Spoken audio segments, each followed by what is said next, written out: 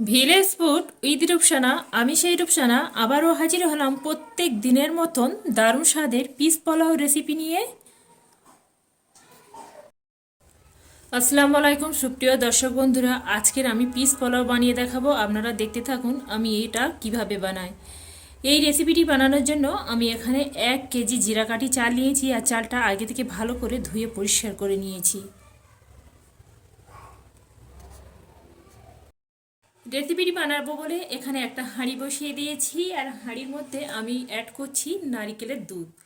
নারিকেলের দুধটা আগে থেকে আমি সুন্দর করে বের করে তৈরি একদম রেডি করে রেখে দিয়েছি। এখানে আমি 4 মগ দুধ অ্যাড করব 1 কেজি চালের জন্য।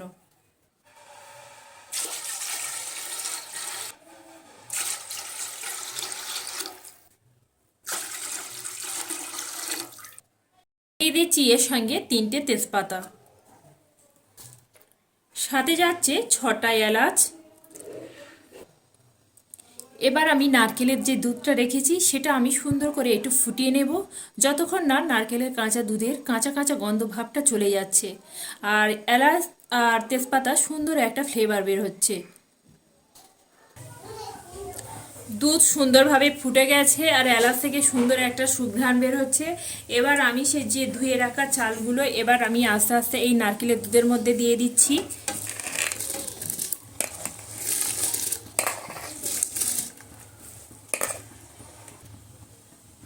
ধুয়ে রাখা সমস্ত চালগুলো দিয়ে দিলাম। এবার আমি ঢাকা দিয়ে আবার 5 মিনিটের মতন কুক করতে দিচ্ছি। 5 মিনিট পরে আবার ঢাকাটা আমি এখানে তুলে নিচ্ছি, আর দেখতে পাচ্ছেন বন্ধুরা কত সুন্দরভাবে এখানে ফুটও ধরে গেছে। আবার আমি খুন্তি দিয়ে এইভাবে একটু নেড়ে ছেড়ে দিচ্ছি। এবার আমি আঁচটা একদম কমিয়ে রাখছি। কমিয়ে দিয়ে এবার একে একে সমস্ত উপকরণগুলো দিতে থাকবো। প্রথমে দেব স্বাদ অনুযায়ী নুন,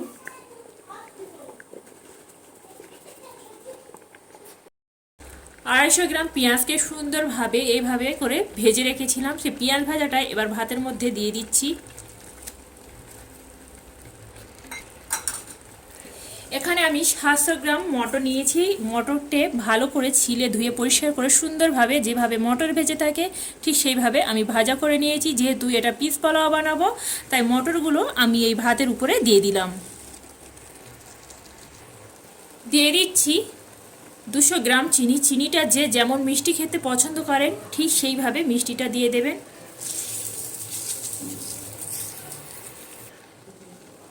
সাথে যাচ্ছে 25 গ্রাম কাজুকে ভালো করে ধুয়ে একটু হালকা ভেজে রেখেছিলাম। এখানে নিয়েছি 25 গ্রামকে কিশমিশ ভালো করে ভেজে রেখেছিলাম একটু। সমস্ত কিছু দিয়ে দিলাম। এবার আমি হালকা হাতে সমস্ত উপকরণ করো এইভাবে ভাতের সঙ্গে সুন্দরভাবে মিশিয়ে দিতে হবে। এইভাবে হলেও বন্ধুরা আমার মতন করে এই পিস পোলাওটা বানিয়ে দেখতে পারেন।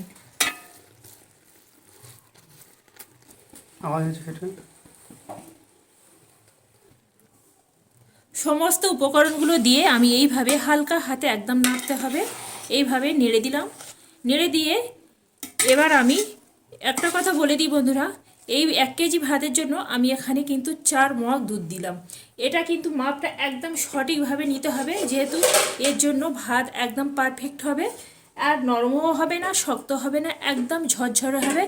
আপনাদের অনেক সময় হয়ে থাকে অনেক সময় ভাত নরম হয়ে যায়, আবার অনেক সময় ভাত ঝরঝরে যদি হয় ভাতে একদম চাল চাল ভাব থাকে। ওই জন্য মাপটা একদম সঠিকভাবে নেবে। এই পিস পোলাওটা কিন্তু আমার মতন একদম ঝরঝরে আর খুবই সুন্দর হবে। সমস্ত উপকরণগুলো নেড়ে দিলাম। নেড়ে দিয়ে আবারও ঢাকা দিয়ে এটা 5 মিনিটের মতো কুক করতে দিচ্ছি, আর আঁচটা একদম মিডিয়াম আঁচে রেখেছি।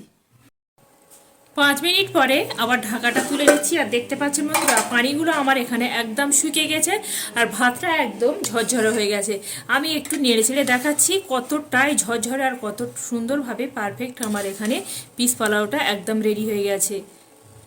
দেখেই বুঝতে পাচ্ছেন একে অপরের গায়ের সঙ্গে একদম লাগছে না, একদম ঝরঝরে।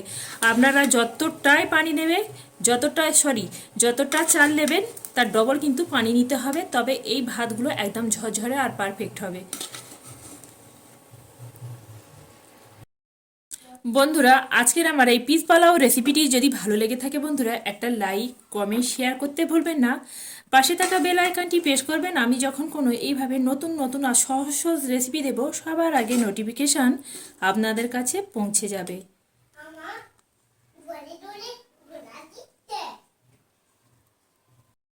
পিস পোলাওর সঙ্গে আমি রেখেছি এখানে আলু ভাজা। আর আলুগুলোকে ভালো করে এইভাবে চাকা করে আমি এখানে সিদ্ধ করেছি, সিদ্ধ করে সুন্দর করে লাল লাল করে ভেজে নিয়েছি। আর রেখেছি ডিমকে কর্মা করে রেখেছি। আর এই পিস পোলাওর সঙ্গে ডিম, আলু ভাজা, যত রকমের ভাজা দিয়ে খেতে কিন্তু বন্ধুরা একদম অসাধারণ হয়।